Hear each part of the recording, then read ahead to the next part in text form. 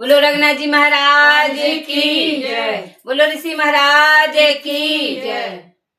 हो मैं तो पढ़ गई, हाँ मैं तो पढ़ गई घर के झंझट में, कैसे आऊं तेरे सत्संग में। मैं तो पढ़ गई, हाँ मैं तो पढ़ गई घर के झंझट में, कैसे आऊं तेरे सत्संग में।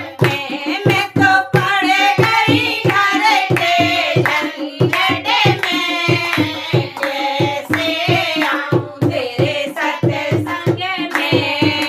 सास ससुर मेरे घर में बैठे, सास ससुर मेरे घर में बैठे, सास ससुर मेरे घर में बैठे, सास ससुर मेरे घर में बैठे।